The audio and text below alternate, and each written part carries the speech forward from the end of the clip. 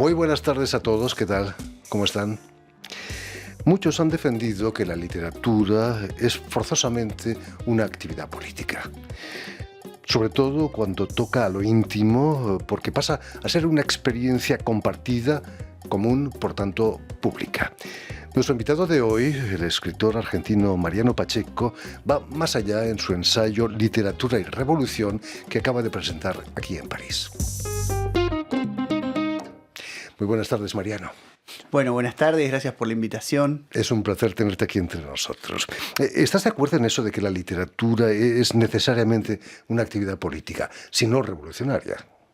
Bueno, uno podría pensar que sí, lo que pasa es que habría que analizar, puede ser política por sus temas, puede ser política por las posiciones políticas de quien escribe, y también puede ser política por el modo en que se apela al trabajo con el lenguaje, ¿no? En muchos casos esas tres cuestiones coinciden, pero hay algo fundamental de lo que tú decías que tiene que ver con que, como decía Jean-Paul Sartre, uno de mis maestros y maestro también de varios de los autores que trabajo en este libro, nunca se escribe para esclavos, ¿no? Entonces siempre la literatura, la escritura trata de promover un vínculo con quien lee y esas personas que leen tienen que poder conquistar la libertad. ¿Cómo nace la idea, Mariano, de escribir literatura y revolución? Bueno, hay un doble movimiento en este caso que tiene que ver por un lado con reivindicar una cierta tradición de las izquierdas, ¿no? Literatura y Revolución es un libro de León Trotsky de hace ya más de 100 años. Si bien en mi caso no me inscribo en la tradición trotskista, pero sí reivindico aquello que ha hecho el marxismo durante buena parte del siglo XIX y durante todo el siglo XX, que tiene que ver con pensar no solo los problemas de la economía, la sociedad, la política más clásicamente, sino también poder pensar los problemas de la literatura, el arte, el cine, la música, el psicoanálisis, ¿no? Es decir, poder tener una mirada integral sobre las aventuras del ser humano en esta época, ¿no? Que es un poco también la nuestra, más allá de las diferencias entre el siglo XX y el siglo XXI. Y Cada vez luego, más grandes. Esas diferencias se agrandan día a día. sí, sí, totalmente. El mundo de los autores que trabajo es claramente un mundo que ya no existe como tal. Yo soy de 1980, por lo tanto me crié un poco más al calor de lo que es el nuevo siglo, aunque he transitado por parte de la experiencia analógica, ¿no? De los años sobre todo 90. Cuéntanos, ¿cuál es la pregunta principal que te planteaste cuando empiezas a escribir literatura y revolución? Bueno, la cuestión era poder reivindicar un archivo de la tradición de escritores de izquierda en la Argentina. El libro coincidió, salió en marzo en Buenos Aires por la editorial Nido de Vacas, que es una editorial independiente que promueve ciertos debates críticos en el contexto de los 50 años del golpe de Estado, de lo que fue la dictadura que llevó adelante un proceso de terrorismo de Estado, de genocidio, en donde, entre otras cosas, barrieron un poco con la perspectiva de la revolución de los años 60-70, no solo en Argentina, sino en el mundo entero.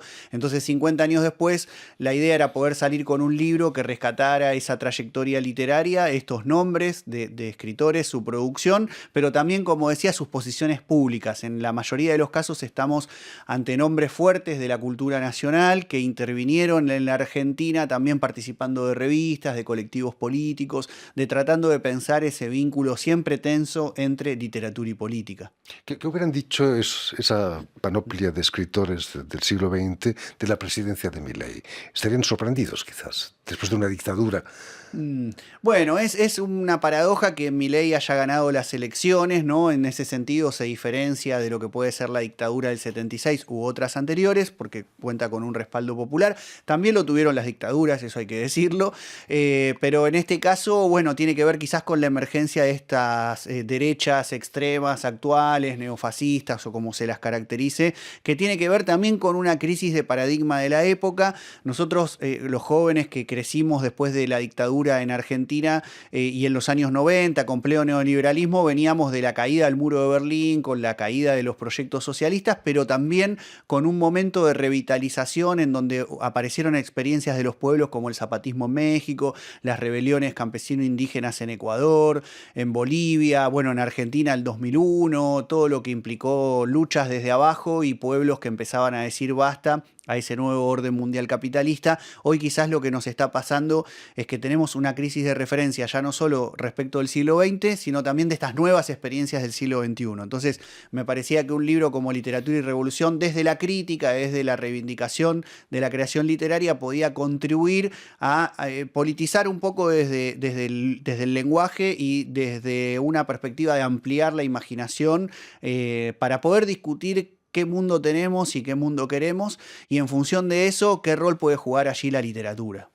Hablando de la caída del muro de Berlín en el 89, en aquellos tiempos se hablaba del fin de la historia. Se equivocaban, ¿no? Exactamente, se hablaba del fin de la historia, del fin del trabajo, del fin de las ideologías. Bueno, como me gusta decir siempre a mí, el fin de todos los fines. Lo que ha pasado es que el capitalismo se expandió, no solo a nivel territorial, abarcó el conjunto del planeta, cosa que nunca había sucedido, sino también de manera intensiva al conjunto de nuestras vidas, ¿no? Algún pensador de estas tierras, Félix Guattari, solía decir, hasta cuando soñamos, soñamos capitalismo. Entonces, de lo que se trata quizás es de poder hacer un ejercicio crítico desde la literatura, desde el arte, desde el ensayo político, para tratar de reimaginar otros futuros posibles.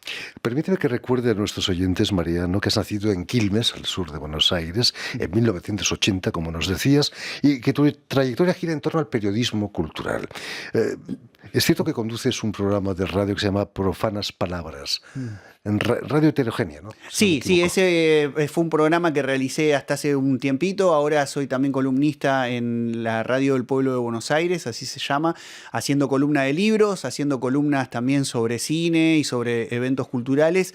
Y también soy editor de un espacio que se llama Contraataque en Revista Resistencias, que es un poco una prensa más militante, digamos, para sacudir las ideas en el marco de un trabajo que hago bajo la coordinación de una escuela autogestiva de filosofía que se llama Horacio González, que es otro gran ensayista argentina, exdirector de la Biblioteca Nacional Argentina, en el marco de un espacio que es un instituto plebeyo, así lo denominamos, un poco para pensar la relación entre el pensamiento y la vida social y los movimientos de lucha política que han sucedido en Argentina durante todos estos años, que hoy están un poco en crisis por la situación de las derechas, el gobierno de Javier Milei, pero que están un poco también a la búsqueda de nuevos caminos. Sigue siendo el periodismo cultural el último caballo de la carreta.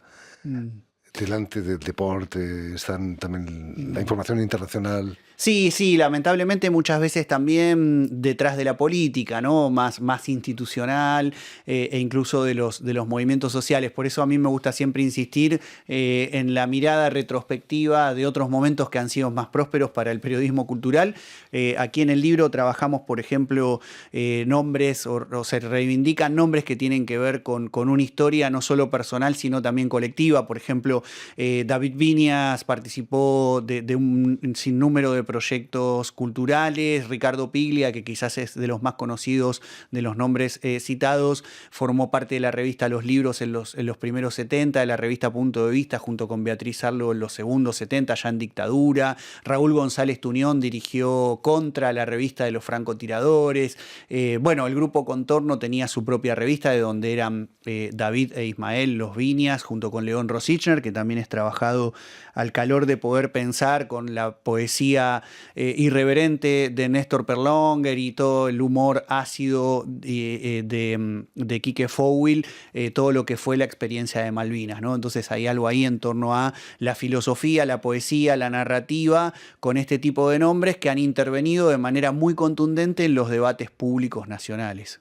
¿Puede ser una obra ser revolucionaria sin que el autor sea militante? Muchos de ellos no eran militantes, pero también estoy pensando en Marcel Proust o Kafka o Joyce, que han hecho una revolución literaria en su obra, sin ser militantes. Sí, por supuesto. Como decíamos al inicio, la politización de la escritura puede pasar por sus temas, puede pasar por las posiciones públicas de sus escritores y puede pasar también por las formas en que apelan al trabajo con el lenguaje. Por ejemplo, Juan José Saer, sin ir más lejos, no era un militante, si bien era una persona de izquierdas, era más bien también alguien reservado, muy vinculado justamente a la tradición de Proust y todo un trabajo, incluso en la literatura argentina, Argentina con el linaje de Jorge Luis Borges, que era una persona más bien de derecha en sus posiciones públicas, y sin embargo han revolucionado la literatura, han revolucionado el lenguaje. Incluso hay otros escritores que no aparecen en este libro, pero que son escritores argentinos muy importantes, como Haroldo Conti, por ejemplo.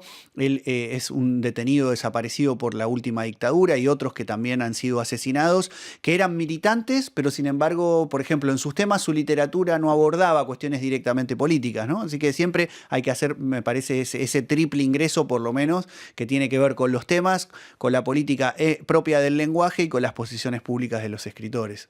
Nos hablabas de Jean-Paul Sartre y de Simone de Beauvoir. ¿De qué manera han influenciado sus tesis de los años 60, 70 a todos esos escritores? Bueno, y aquí mismo, quizás. Sí, la figura de Sartre es fundamental. En mi caso, yo leí la primera obra de teatro de Sartre a los 15 años, A Puerta Cerrada, y a partir de ahí empecé a meterme y leí todas sus novelas, Los Caminos de la Libertad, La Náusea, Los Cuentos del Muro, y luego parte de su obra filosófica, y en gran medida el vínculo con estos autores que trabajo en mi último libro tienen que ver con que ellos mismos también estuvieron atravesados, digamos así, por el rayo existencialista. Sartre, Simone de Beauvoir, sin ir más lejos, al grupo Contorno, a David Viñas, etcétera, le decían también los sartreanos porteños o los sartreanos argentinos.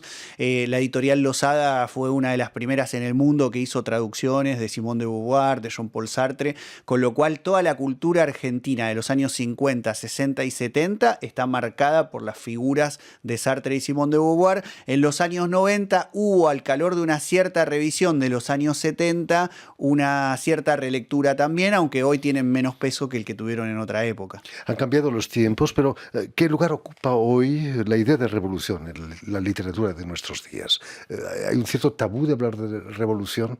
Bueno, yo pensaba que no tanto, y me han señalado algunos colegas en algunas entrevistas que me han realizado, por ejemplo, en Argentina, como que lo primero que me decían es la irreverencia de poner revolución en el título de un libro de literatura. A mí no se me hubiese ocurrido, pero evidentemente es un síntoma de época, que como decía el pensador británico Mac Fisher, es más fácil a veces imaginar el fin del mundo que el fin del capitalismo, y justamente la revolución lo que viene a proponernos es imaginar, reimaginar y reinventar nuevos mundos posibles diferentes a los de la sociedad en la que vivimos, ¿no?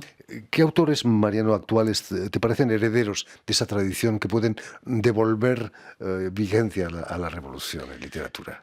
Bueno, hay por lo menos dos nombres muy claros. Me parece uno es bastante conocido en nuestro país, que es Martín Coban, que de hecho ha sido alguien formado por algunos de estos personajes, que también fueron docentes en la Facultad de Filosofía y Letras de la Universidad de Buenos Aires. Y otro es un poco menos conocido, pero considero que es uno de los mejores escritores y críticos argentinos de las últimas décadas, que es Aníbal Jarkovsky.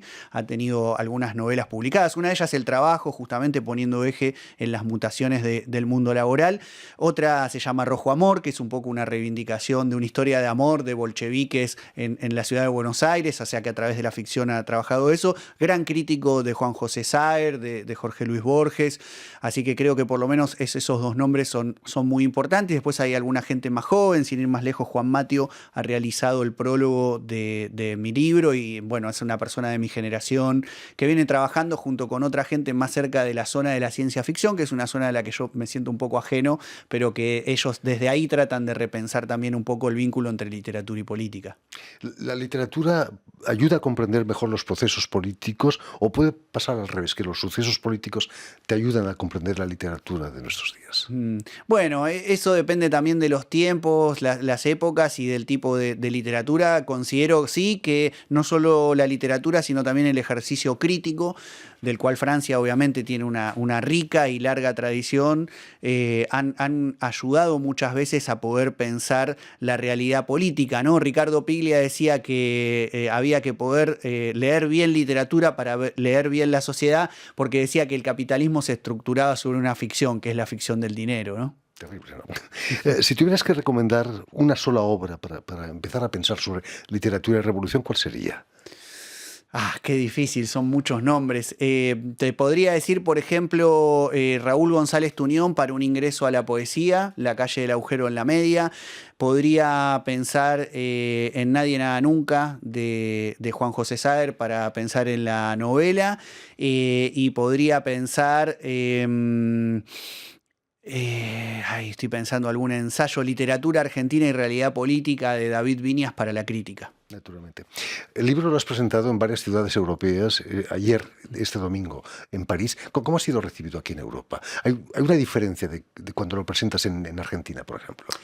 Sí, lo que me ha sucedido de todos modos es que me he cruzado con mucha comunidad argentina en Europa, o también latinoamericana. La de París fue la más diversa, hubo gente de El Salvador, de Chile, de Perú, bueno, de Argentina, alguien también de aquí de Francia, de Euskal Herria, y en los otros sitios la verdad que, bueno, ha sido un intercambio también con personas, por ejemplo en el Estado español, que nos une la lengua, entonces una cierta tradición, hemos tenido buenos intercambios, así que sí, el libro fue presentado en Madrid, en Barcelona, aquí en París, bueno, tuve una visita a Helsinki también por otras cuestiones vinculadas al arte y la política, y ahora seguimos en Berlín en unos días, y después nuevamente vamos a presentar a fin de junio el libro en el barrio madrileño de Vallecas, y en el propio centro de Madrid, y estamos viendo si hacemos también alguna nueva actividad en Barcelona, y bueno, y un paso por Roma, así que va a ser una gira completa. Toda Europa.